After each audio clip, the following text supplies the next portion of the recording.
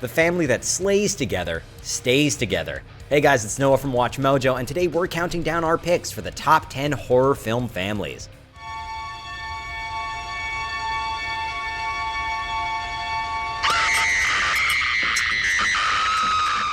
For this list, we'll be ranking the most infamous, memorable family units in the twisted world of horror cinema. We'll be limiting ourselves to family units that are downright disturbing, murderous, or creepy, so families like the Addams family or the Munsters need not apply. We're also omitting the Bates family from the Psycho franchise because, spoiler alert, Norman Bates' mother isn't exactly in a state to be deadly. Oh, and with that in mind, a major spoiler alert is to follow. If you like what you're hearing, be sure to check out the full song at the link below.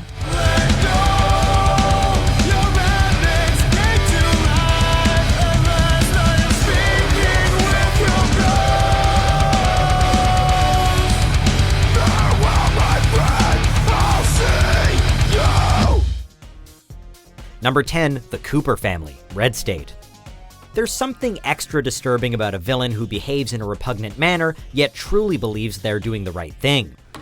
I hate the wickedness of America, and all the sin worshippers who populate it. This idea, in part, describes Red State's Aben Cooper, a church leader whose family sees nothing wrong with committing such acts as blackmail, kidnapping, and murder, just so long as it's the so-called right people who are victimized. Immediate backup. I got him, Daddy. Jesus. In the Coopers' minds, these right people include homosexuals and blasphemers against God, and Aben and his wife Sarah take it upon themselves to act as they believe in God's interest by attacking such individuals. Writer-director Kevin Smith channels Fred Phelps and the Westboro Baptist Church in his characterization of the Cooper family, a chilling, real-world reflection upon the moral fringe of religious society. Slay the wicked and send this evil world straight to hell. Number 9, the Tethered Wilson Family, Us. Brothers and sisters from other mothers and misters, these doppelgangers are not. Is there someone outside? It's just a family standing outside. It's probably the neighbors. You might think it'd be fun meeting another version of yourself. Think of all the things you'd have in common. But as it turns out, the tethered version of the Wilson family are not really fun house guests. After escaping a subterranean facility, they're intent on killing their doubles, in order to untether their souls. While their leader, Red, is able to talk, the rest remain eerily silent, which just makes them all the creepier. The girl had her first child, a beautiful baby girl, but the shadow, she gave birth to a little monster. Us left audiences afraid to enter a hall of mirrors ever again, and wondering if they had long-lost twins out there of the absolute worst kind.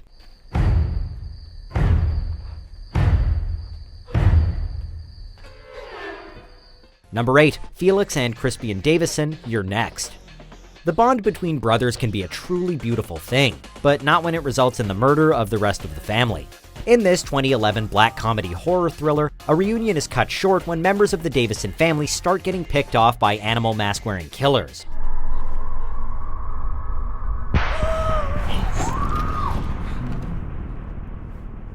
As it turns out, however, their assailants are actually just hired guns. Brothers Felix and Crispian orchestrated the whole thing in order to secure an inheritance for themselves. Really? You had to do that right in front of me? Were you saying something?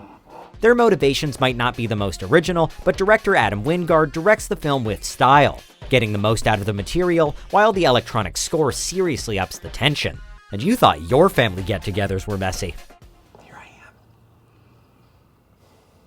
Number 7, The Collingwoods, The Last House on the Left. Wes Craven's horror classic The Last House on the Left revolves around the Collingwood family, whose youngest daughter, Mari, is allowed by her parents to venture into the city with a friend to attend a rock concert. What are you going to see tonight? Bloodlust. Bloodlust? Yeah, bloodlust. What's wrong with them? Sadly, her evening out turns into a nightmare when they're waylaid by the vicious Krug gang who abduct, torture, and murder the pair. After committing these horrible acts, the Krug gang seek refuge at a nearby house, which, unbeknownst to them, is actually the Collingwood family home. Do you know their car broke down right out front, John? Oh? Anything serious? Yeah, I'm afraid we blew a rod. Overhearing their daughter's fate, the Collingwoods concoct and execute a brutal plan to avenge Mari and Phyllis. The Krug gang did unforgivable things, and they paid the ultimate price. Number 6, the Stewart family, the others. There's an element of tragedy attached to the tale of our next family unit, the Stewarts. Writer-director Alejandro Amenabar crafted an old-school slow horror burn with his 2001 film The Others, a story that follows Nicole Kidman's Grace Stewart and her 2 children in their haunted home. Well, what'd you say? What do you do? It isn't until we find out that the Stewarts are, in fact, dead themselves that the true nature of their lives is revealed, with Kidman realizing that she'd actually smothered her 2 children and shot herself in a fit of madness. We don't know anything about them yet. Yes, we do. We know the woman went mad, smothered her 2 children, and then shot herself. The Stewart family is both tragic and sympathetic, but it's actually them doing the haunting. Do you remain in this house? We're not dead. We're not dead. We're not dead! We're not dead!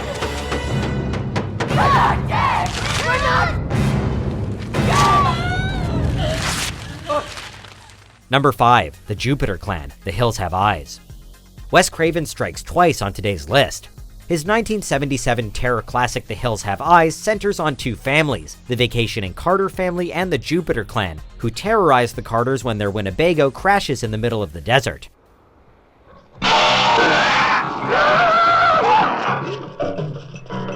The Jupiter Clan have made attacking and cannibalizing lost travelers a way of life, but their reign of terror finally ends when the Carters and their 2 dogs take a stand and fight back against their tormentors.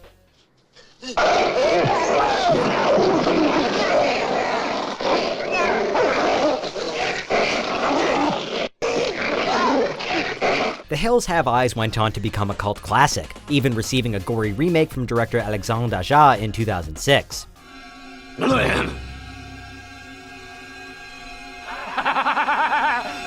Number 4, the Armitages, Get Out. Body snatching, kidnapping, and racism are all part of the package for the Armitages, a liberal white family at the center of director Jordan Peele's 27 horror film Get Out.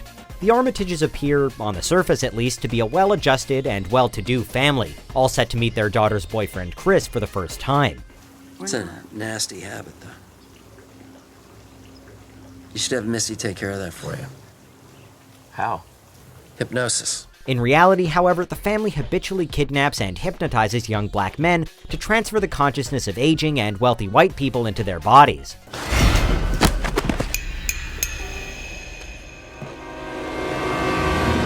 Oh, shit! Is he hurt? Did you see him drop? The process has apparently been going on for years, but this thankfully comes to an end when Chris successfully manages to break free and punish the Armitages for their terrible crimes.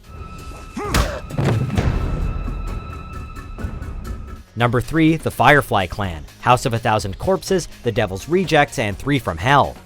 Rob Zombie has a knack for creating charismatic villains in his films, to the point where they even gain a cult fan following. Case in point, the Firefly Clan from Zombie's House of a Thousand Corpses. Most of all, you! The Firefly Clan are disturbed carny folk who brutalize anyone unfortunate enough to cross their path. Despite these characters being the worst humanity has to offer, Zombie managed to get magnetic performances from his actors, to the point where the family are presented almost as anti-heroes in the film's sequels, The Devil's Rejects and 3 from Hell. Listen, there is no ice cream in your future. Sid Haig in particular enjoys a rabid following for his portrayal of Firefly patriarch Captain Spaulding, proving that sometimes bad can be good. Delicious. Number 2, the Voorhees Family, Friday the 13th franchise. There's just something unique about the bond between a mother and her son, especially when that special little boy happens to be Jason Voorhees. You let him drown. You never paid any attention. Look what you did to him. Indeed, Jason is a chip off the old block, taking the mantle of unstoppable slasher villain after his mother Pamela is dispatched at the end of the 1980s classic Friday the 13th.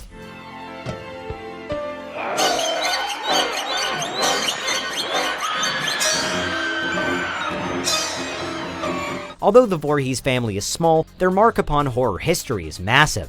Generations of fans continue to be obsessed with the hockey mask-wearing killer and his mother 4 decades after director Sean Cunningham and crew first brought them to screens around the world.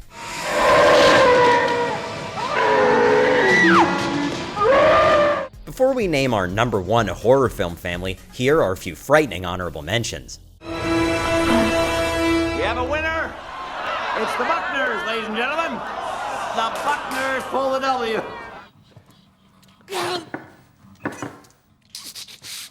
Press a little harder, princess. You ain't got the guts, brother! I'll bark, but no lungs, brother! God will leave Jinko to me! Alice has been bad. She's been feeding that thing between the walls again. No. Remember not to bruise her face.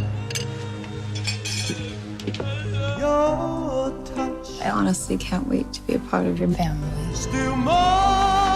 There's just one more thing, and then you are officially part of the family.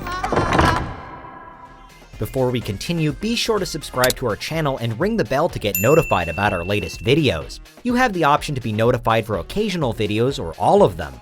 If you're on your phone, make sure you go into your settings and switch on notifications. #1, The Sawyers, the Texas Chainsaw Massacre franchise. The Saw is family. The Sawyers know this and have taken this motto to heart over a franchise that spans decades. You can make us stop. No, we can't. Shut your mouth. For many, however, it's Tobe Hooper's original 1974 classic that's untouchable in its grit and atmosphere, as it tells the tale of the Sawyers and their murderous cannibal crimes.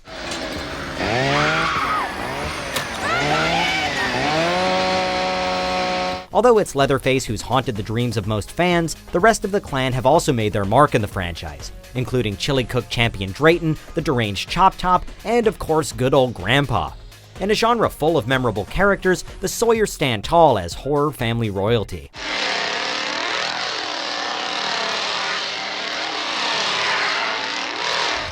Do you agree with our picks? Let us know in the comments. And hey, if you're a fan of the song playing right now, be sure to check out the music video for it right here.